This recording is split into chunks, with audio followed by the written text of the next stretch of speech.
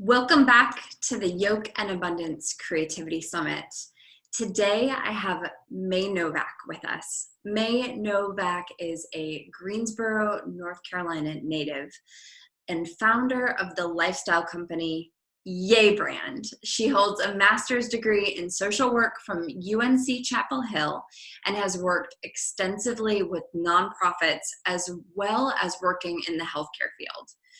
While she has had many successes in her career, she admittedly has a personal background in feeling lost and experiencing failure over and over and not knowing what in the heck she is supposed to do with her life.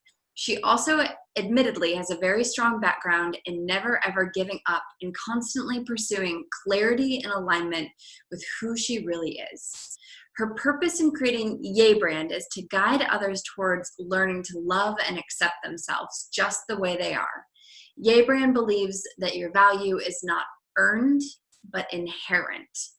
Through placing positive affirmations on a luxury product line, Yay Brand aims to inspire women to be empowered by their own self-worth.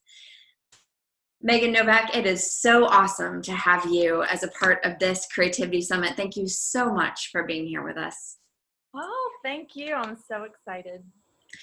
I love your story, and I have the privilege of knowing you personally. So I know that you have had, I think you summed it up in your bio so well, your search for clarity over the years. But can you just give us a little bit more color to why you started Yay Brand?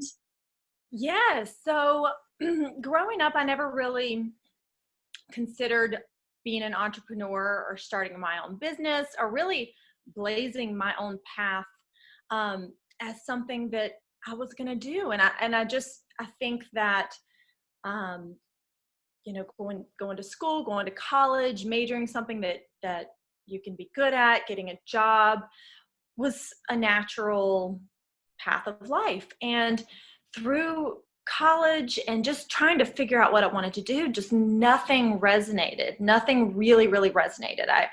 I've loved to be active my whole life. So I thought exercise science would be good. So I got into that, and the science part just was not appetizing to me.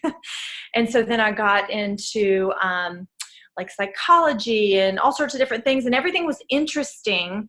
I eventually ended up getting my master's in social work, which it was very near and dear to my heart. But even at that, there wasn't one specific career path that I just felt obsessed with. And so that was really difficult for me because I just thought that I was broken, or that this, I would look at people who were so passionate about what they were doing and so driven. And I was like, I've got that energy in me to do that, but I just don't know which way to go. And it was so frustrating. And through my experiences of feeling that frustration, or almost feeling like I was at the starting line of a race and I kept waiting for the gun to go off to run, and it just never went off. And so that feeling of anticipation and excitement that I had for life was always there, but it was never like go time for me, until I started to get this little whisper about sharing the power of positive affirmations. Mm-hmm. And not only positive affirmations, but just sharing the power of learning how to harness your own thoughts and harness your brain in order to create the life that you want to live, and really just refusing to accept that life is just the cards that are dealt to you, and more of like, I'm the captain of my own ship, and through what I choose to believe is going to determine the outcome of my life. That's awesome. So my way of doing that was to start placing affirmations on coffee mugs. Because instead of a Post-it note on a bathroom mirror where you might see just in the morning of an affirmation or a quote, I wanted to put it on things that I used throughout the day. So it started with coffee mugs, and then it expanded to clothing. I've got one of my shirts on now. It says self-respect. A good reminder throughout the day, right? It's a new one. It's not even released yet. We're doing the photo shoot today. So yeah. Journals, I give myself permission to, and then just fill in the blank because it's different every day. But I really just wanted to give people a tool so that they could focus on their control over their thoughts, their desires, and what they want. Yeah. And so then I mean, it sounds simple. It was not simple. It took me years to get the courage to even believe that I could start my own business, and at that, believe that I could be successful at it. So it's been a real evolution. But I will say that feeling of being at the starting line, the gun has gone off, and I'm running, I'm staying in my lane, and it feels so good to finally know what I'm supposed to be doing. That's incredible. What role do you feel like creativity has played for you on this path to now being past the starting line and in your own lane? Oh my gosh. So I have an older sister. She's 3 years older than me, and she is just brilliantly creative. I mean, she was an actress, and she would write poetry in her room, and she's just an amazing creative. Mm-hmm. To where growing up, seeing that, and I was always an athlete, I was like, well, she got the creative mind, I got the athletic social mind. And so I just wrote myself off as being not creative. I mean, I would literally be like, I'm not creative. Now I know that creativity doesn't only come in acting, singing, dancing, painting, and drawing. Creativity comes in all sorts of different ways. So really cutting myself off from believing, again, I chose to believe as a child that I wasn't creative. Right. I don't blame myself for that. I was a kid, but that belief in not thinking that I was creative or had any creativity to offer really deadened my senses and deadened my connection to my inner voice, which is why the whole time I never felt really called to any one specific thing, or nothing really resonated with me, because I had cut myself off from that creativity because I said, I'm not creative, right? I mean, so the older I got and the more frustrated I got, the more that it was very difficult. So then in my mid-20s, when I started learning about the power that we have, and the only reason that our lives are the way that they are, to a large degree, I'm not talking about like abuse and victimhood and things like that, but the way that our life is and our abilities and our accomplishments are because we believe that we can do it. So I just didn't believe I was creative. Anyway, in my mid-20s, I started reading a lot of books like Eckhart Tolle's A New Earth and other books that allowed my mind to expand, to accept the fact that, oh, I'm not good at math because I've told myself I'm not good at math. I'm not creative because I've told myself I'm not creative. So when I realized that, I started like being creative. I remember one day I went to Michael's craft store. I didn't know what I was going to get, but I was like, I've never created anything in my life, so I just want to go create something. And I bought a whole bunch of arts and crafts and just made something and was like, oh my gosh, I just created something. This was in 2008. And ever since then, I have been so excited about learning about what my creative path looks like. Mm-hmm. And that has been being a visionary for how to communicate this message of self-love and self-worth. And I've created a business around wanting to communicate my message. So in a nutshell, creativity has been 100% everything to the life that I live now. And I'm so grateful that I used to not think I was creative, because I have been able to experience that shift in perception that changed the trajectory of my life, because I decided to say, no, I am creative, and it changed my life. That's phenomenal. That's phenomenal. And you kind of just touched on it a little bit, I think, but one of the questions I've been asking is, How do you use creativity to access your inner wise woman? Mm. And I know that talking about deepening the connection to your inner voice, like what is your creative process and how does it help you access your own inner wisdom? So that's been a fun process to get to know. Like I've opened my mind to all sorts of different methods. Like I said, I've always been an athlete. So physical activity is a major, major one for me. Like if I don't go on a run, like I haven't done a lot of running in the past week and a half, and I can physically feel like the backlog of energy. Yeah. So physical activity is just something that works for me. But beyond that, journaling is, writing every morning pages. Yes. Alicia told me to do morning pages. That's been major for me. And just learning about, meditation, actually doing those things that people suggest of you.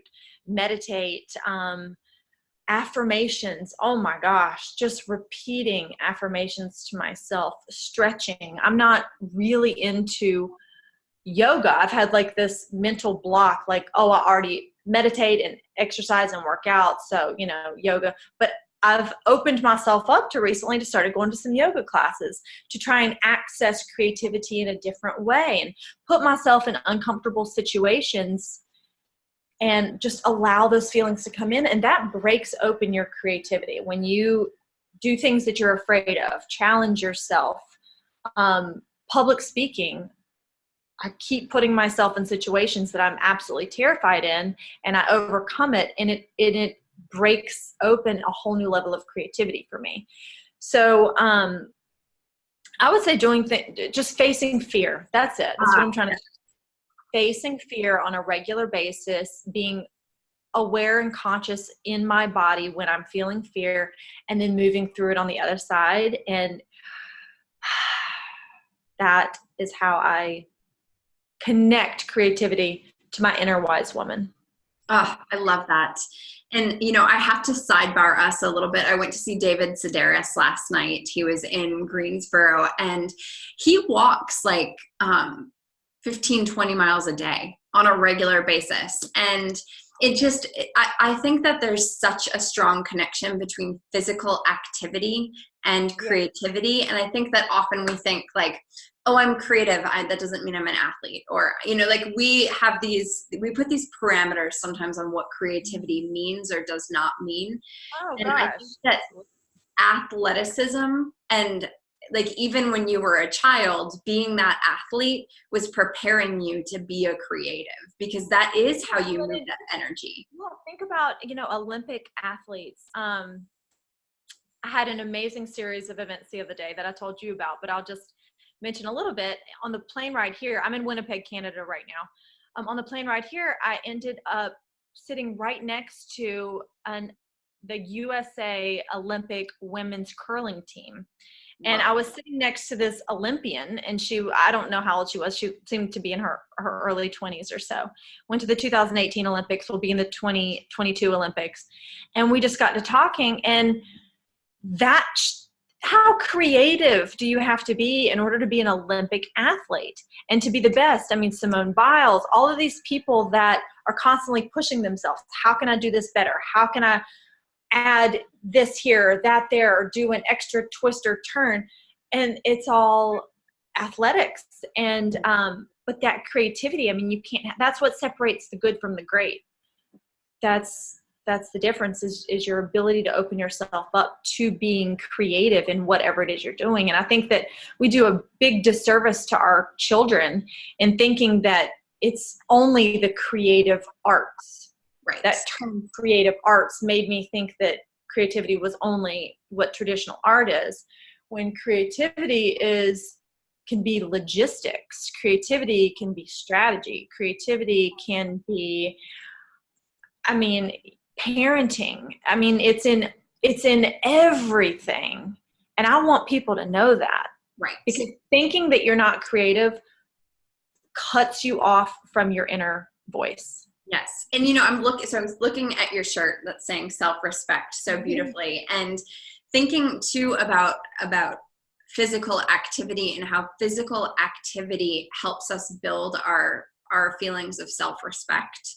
Like when we commit to that idea of, just for today, I'm going to take an extra walk, or just for today, I'm going to go for a run. Just for today, I'm going to try that yoga class. And just be creative and see how it makes me feel. Yeah. And that, once you follow through on that physical activity, it makes you feel strong. It helps you feel better in your body. That sets the stage for creativity as well. Absolutely. Yeah. And when you don't do it, I mean, I've just been here, there, everywhere the past week and just haven't been super consistent with my physical activity, and I feel it, but I'm not beating myself up about it. Right. Like, it's a creative experiment. Okay. Note to self, need to exercise at least 5 to 6 days a week. I'm in the same boat right now. So same. Okay. So when you aren't feeling creative, like when you feel blocked or stumped, or like you need to, like you're trying to come up with that new campaign or that new affirmation, and you're feeling just like you've hit a wall, what are some of the practices that you cultivate to help get those creative juices flowing again? Meditation, definitely is one of them. Learning about like really woo-woo type of things. Visualization. I had a session with an amazing woman named Sky Bradshaw who did a past life regression this past week. Learning about how maybe things I've experienced in different lives are affecting the way I am today. I'm pretty much obsessed with introspection and self-knowledge. So I can't remember who said it, but there was a famous quote that said, looking through a microscope at a tiny atom, or looking at a telescope into the universe and the stars, it's hard to tell which one's more beautiful, because you can look inward as far as you can look at the universe and trillions and trillions and trillions of miles. I mean, that's inside of us as well. And so I'm just so interested, and I mean, really, I think obsessed is a good word, with continuing to learn about who I am, where I've been, why I'm here, and then letting that be reflected out into the world, into my creative process, which is my business. Yeah. Something that you are so talented at is with your business, like you create the affirmations, you have the vision, and then you know when to bring other people in. So it's like, I feel like in some ways you remind me of like the orchestrator, and the director of a symphony, up at the front, like knowing when to like bring each different instrument in, and knowing how to keep the rhythm going at just the right way. Is that something you've had to cultivate over time, or is that like a talent you've innately always had? It's something I've had to cultivate. So yeah, I'm not a graphic artist. I'm not. I mean, if I try to think of how I want something to look, it's just not my thing. I know what I want to communicate, and then I know when my talents stop and I need to bring somebody else in. So social media, for example, I can write a really great research paper, a 20-page research paper on something, but coming up with a little cute blurb for a social media post, I'm just like, I don't know what to say. So there are people that are really great at that. And so I've got a team that do my social media. Now I do like the longer posts, or the ones that are really deep. I write all of those and then send them to them, and then they package it up really nicely. But yeah, the graphic design, marketing strategy. Strategy is not really my thing. I'm more of a big picture, like I know where we're going, and everybody get on board and we're going there kind of a person. So I think it's just the self-confidence and trusting other people. Yeah. Because if you try to do everything yourself, or you think, or, you know, like you want to start a business and you need a website and you think, well, I've never done a website and I'm really not interested in technology, but I'm going to try to do this myself. Okay, that's fine, but you're going to slow yourself down and frustrate yourself. Just find somebody who likes to build websites and they can do it for you. And then you can use all that energy towards what you're good at. So I like to say, do what you do best and delegate the rest. And it takes a lot of confidence to do that. Another affirmation, right? Like, do what you do best and delegate the rest. I think we are always taught, especially in American work culture, you know, do it yourself, you know, work a million hours a day. And yeah, that's great. But there's other people that are brilliant at what they do. So why not just, if everyone just works to the best of their ability for what their abilities are and share that, that's how you get to where you want to be a lot quicker. Absolutely. Absolutely. Any other thoughts on creativity or challenges facing creativepreneurs?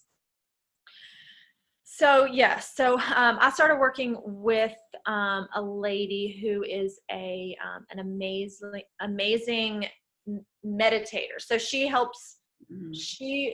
It's guided meditations, and so she helps me guide myself through. It's more of like a hypnotic guided meditation experience. So when I first started working with her a few years ago, I visualized this stump kind of in my like lower plexus chakra area, like this beautiful, like 100-year-old oak tree that had all these roots, but it was a stump. It was cut off. And I had never visualized that in my life, never thought about that, but that's what came to mind. And I told her about it. And she was taken aback and she was like, that means that your creativity is being cut off. Wow. So over the past 2 years, we've been working about cultivating it.